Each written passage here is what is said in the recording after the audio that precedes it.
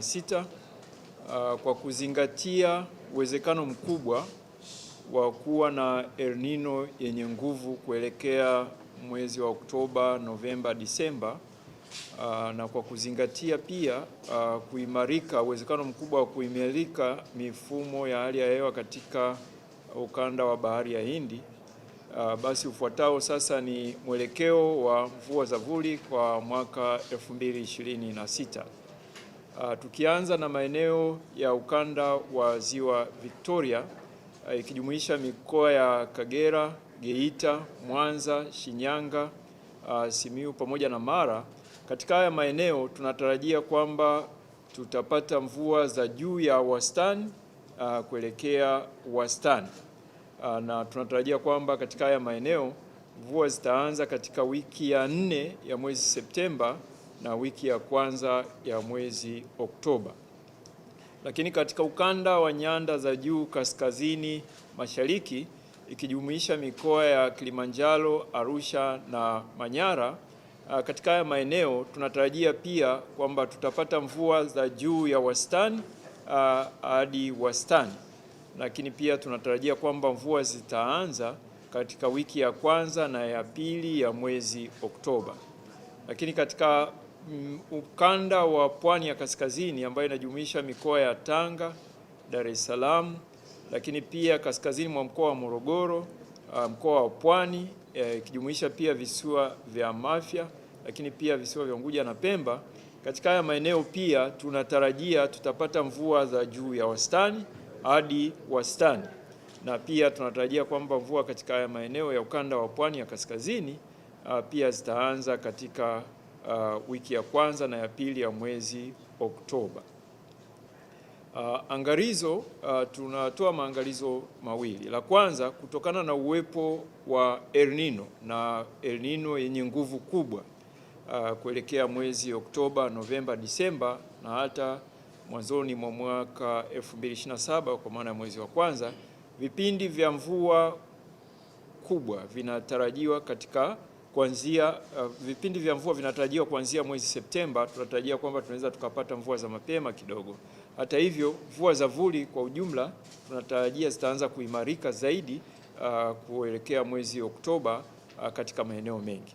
Lakini pia vile kuwepo kwa El Nino kuelekea mwisho wa mwaka kunaweza kusababisha kuanza mapema kwa mvua za mwezi Novemba mpaka Aprili 2027 kwa maana mvua za msimu katika baadhi ya maeneo yanayopata msimu mmoja wa mvua kwa mwaka, ambako kwa kawaida msimu unaanza mwezi Novemba. Sasa baada ya kutoa mwelekeo wa mvua kwa kipindi cha msimu wa vuli, ufuatao sasa ni tathmini ya athari pamoja na ushauri ambao kwa ujumla kama ambavyo tumekuwa tunasema siku zote kwamba athari na ushauri unaandaliwa na wataalamu wa sekta kwa kushirikiana na wataalamu bingwa wa Mamlaka ya Hali ya Hewa Tanzania. Sasa tukianza na sekta ya kilimo na usalama wa chakula, athari zilizoainishwa ni pamoja na vipindi vya unyevu kwenye udongo wa kuzidi kiasi pamoja na mafuriko vinaweza kujitokeza na kuathiri ukuaji wa mazao na miundombinu ya kilimo. Lakini pili, magonjwa ya mazao yanayosababisha na kuvu, bakteria na virusi yanaweza pia kujitokeza. Lakini la tatu, shughuli za kilimo zinatarajiwa kuendelea kama ilivyo kawaida katika baadhi ya maeneo katika msimu huu wa vuli 2026. Ushauri, wakulima wanashauriwa kuandaa mashamba, kupanda, kupalilia na kutumia pembejeo husika kwa wakati. Wakulima pia wanashauriwa kutumia mbinu bora na teknolojia za kuzuia maji kutuama shambani, lakini pia teknolojia za kuzuia mmomonyoko na upotevu wa rutuba. Lakini tatu, tunashauri pia kuimarisha miundombinu ya kilimo pamoja na uvunaji maji ya mvua na kudhibiti visumbufu vya mimea. Hatua hizi zitasaidia kupunguza athari za magonjwa na kuongeza uzalishaji. Lakini pia tunawashauri waendelee kufuatilia na kupata ushauri kutoka kwa maafisa ugani. Kwa sekta ya mifugo na uvuvi, athari tulizoziainisha ni pamoja na wafugaji na wavuvi wanatarajiwa kunufaika na upatikanaji wa malisho ya mifugo na chakula cha samaki. Lakini vile vile milipuko ya magonjwa ya mifugo kama vile homa ya bonde la ufa, ugonjwa wa miguu na midomo na kuzaliana kwa wadudu wadhurifu kunaweza kujitokeza. Matukio ya kuongezeka kwa magonjwa ya mwani baharini na kupungua kwa uzalishaji wa mwani kutokana na kupungua kwa kiwango cha chumvi katika maji ya bahari pia vinatarajiwa. Sasa ushauri kwa wafugaji, tunawashauri kutumia mbinu bora za ufugaji ili kutunza malisho na kuvuna maji ya mvua kwa matumizi ya baadaye. Jamii pia tunaendelea kushauri kuweka mipango mizuri ya matumizi bora ya maji na malisho. Lakini pia wakulima wa mwani tunashauri kulima mwani kwenye maji ya kina kirefu ili kuondokana na athari za maji ya mvua yanayokuwa yanaingia baharini. Wafugaji na wavuvi tunaendelea kuwashauri kufuatilia mirejeo ya utabiri wa hali ya hewa na ushauri kutoka kwa maafisa ugani pia ili kupunguza athari zinazoweza kujitokeza katika msimu huu wa mvua za vuli. Kwa sekta ya utalii na wanyamapori, athari tulizoainisha ni pamoja na upatikanaji wa malisho na maji kwa wanyamapori katika mbuga na hifadhi za wanyamapori unatarajiwa kuwa mzuri. Upo uwezekano wa kusambaa kwa magonjwa ya wanyamapori kwa wanyama wanaofugwa kutokana na wanyamapori kuingia katika maeneo ya jamii yanayozunguka mbuga na hifadhi za wanyamapori. Lakini pia tatu, upo uwezekano wa kuongezeka kwa migogoro kati ya binadamu na wanyamapori. Kwa hiyo tunatoa ushauri ufuatao. Kwanza, mamlaka husika kuendelea kuboresha miundombinu mbalimbali katika mbuga na mapori ya akiba na kujenga uelewa kwa jamii ili kuchukua hatua stahiki kutokana na athari zinazoweza kujitokeza. Lakini pia kwa jamii kwa ujumla tunashauri kutoa taarifa kwa mamlaka husika iwapo wanyamapori wataingia katika makazi au maeneo mbalimbali ya watu ili kuchukua hatua stahiki. Lakini kwa sekta ya usafiri na usafirishaji, athari tulizoainisha ni pamoja na upande wa reli. Mvua kubwa zinaweza kuharibu miundombinu na njia ya MGR na SGR na kusababisha kuvurugika kwa huduma za usafirishaji. Lakini vile vile barabara, upande wa barabara, mmomonyoko wa udongo, mafuriko, poromoka kwa kingo na kuharibika kwa madaraja kunaweza kuvuruga usafiri na kuongeza ajali. Lakini kwa upande wa bandari, athari ambayo imeainishwa ni pamoja na kwamba mvua kubwa ambazo zinatarajiwa zinaweza kuchelewesha upakiaji na upakuaji wa mizigo, hasa shehena zinazohitaji kulindwa dhidi ya unyevunyevu. Kwa upande wa usafiri wa anga, matukio ya hali mbaya ya hewa ambayo yumkini katika kipindi cha El Nino yanatarajiwa inaweza kupunguza muonekano kwa marubani, lakini vilevile kuchelewesha au kuahirisha safari za ndege na kusababisha ndege kuelekezwa kwenye viwanja mbadala. Kwa hiyo tunatoa ushauri ufuatao. Kwanza, wadau wa sekta hii tunashauri kuchukua hatua stahiki katika utekelezaji wa ujenzi wa miundombinu mbalimbali pamoja na ukaguzi wa mara kwa mara wa miundombinu ya usafiri na usafirishaji. Lakini vile vile tunaendelea kushauri kufuatilia na kuzingatia ipasavyo taarifa mbalimbali ambazo tutaendelea kuzitoa za utabiri lakini na za tahadhari. Kwa upande wa sekta ya ujenzi tunashauri athari ambayo tumeainisha ni pamoja na vipindi vya mvua kubwa ambavyo tunavitarajia vinaweza kuathiri sekta ya ujenzi kwa kuchelewesha miradi, lakini pia kusababisha migogoro ya kimkataba, kuharibu vifaa na miundombinu, kuongeza gharama za ujenzi, kuathiri ubora wa kazi na kuhatarisha usalama wa wafanyakazi. Hivyo tunashauri yafuatayo: wadau kuzingatia utabiri huu wa vuli ipasavyo katika mipango ya ujenzi na hasa katika kipindi kinachotarajiwa kuwa na mvua za juu ya wastani. Aidha, tunashauri kuchukua hatua stahiki wakati wa utekelezaji wa miradi mbalimbali ya miundombinu ili kupunguza athari zinazoweza kujitokeza. Na vile vile tunaendelea kusisitiza kwa upande wa sekta ya ujenzi kwa ujumla wake, tuendelee kufuatilia ipasavyo taarifa ambazo tutaendelea kuzitoa za kila siku, lakini vile vile za kila mwezi, lakini vile vile pale ambapo tutatoa angalizo na tahadhari za matukio ya hali mbaya ya hewa, basi tufuatilie na kuzizingatia ipasavyo.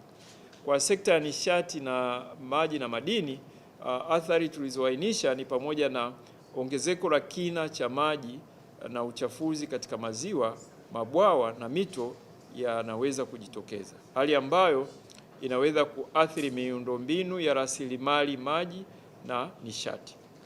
Katika maeneo yenye shughuli za uchimbaji mdogo wa madini, tahadhari stahiki za usalama zinapaswa kuzingatiwa, kwani mvua za juu ya wastani zinaweza kuongeza hatari ya maporomoko ya ardhi na kuporomoka kwa mashimo ya uchimbaji yasiyo imara. Kwa hivyo tunatoa ushauri ufuatao: wadau kuendeleza matumizi endelevu na uhifadhi wa rasilimali maji katika uchakataji wa madini, lakini vile katika uzalishaji wa umeme, shughuli za viwandani na katika matumizi ya majumbani. Mamlaka husika zinahimizwa kuimarisha ustahimilivu wa miundombinu ya maji, nishati, pamoja na kuendeleza matumizi ya vyanzo mbadala vya nishati, ikiwemo nishati safi za kupikia, lakini vile ili kupunguza athari zinazoweza kujitokeza kutokana na mvua kubwa na mafuriko ambayo yanatarajiwa katika ukanda mzima wa Afrika Mashariki kutokana na changamoto ya uwezekano mkubwa wa kuwepo na El Nino yenye nguvu kubwa. Kwa mamlaka za serikali za mitaa, athari tuliyoainisha ni pamoja na vipindi vya mvua kubwa vinaweza kusababisha kutuama kwa maji na mafuriko, hali inayoweza kusababisha uharibifu wa miundombinu na hatari kwa maisha na mali. Tunashauri ifuatavyo: mamlaka za serikali za mitaa kuboresha mifumo ya mifereji ya maji ili kupunguza athari zinazoweza kusababishwa na mafuriko, sambamba na kutoa elimu kwa jamii juu ya hatua zinazopaswa kuchukuliwa. Kwa sekta ya afya, athari tuliyoainisha ni pamoja na uwezekano wa kuwepo kwa magonjwa ya mlipuko kutokana na uharibifu wa miundombinu ya maji taka na kutokana na maji kutuama na kutiririka. Kwa hivyo tunashauri mamlaka husika na jamii kuchukua hatua stahiki za kiafya ili kupunguza athari zinazoweza kujitokeza. Hatua hizo ni pamoja na kutokomeza mazalia ya mbu, lakini vile kuhakikisha upatikanaji wa akiba ya kutosha ya dawa na vifaa tiba, pamoja na kujiandaa kwa changamoto zinazoweza kujitokeza kutokana na uharibifu wa miundombinu ya usafiri. Kwa sekta binafsi, athari ambayo tumeiainisha ni pamoja na matarajio ya kunufaika na mvua za kutosha zinazotarajiwa katika msimu huu wa vuli, ikiwa ni pamoja na baadhi ya shughuli za kilimo, uzalishaji viwandani. Hata hivyo, upo uwezekano wa kutokea athari katika shughuli za kijamii na kiuchumi, zikiwemo ujenzi wa miundombinu, kilimo, uhifadhi na usafirishaji wa mazao na bidhaa. Sasa ushauri wetu ni kwa wadau wa sekta kushirikiana na wataalamu mbalimbali, ikiwemo wataalamu wa hali ya hewa ili kukabiliana na athari zinazoweza kujitokeza.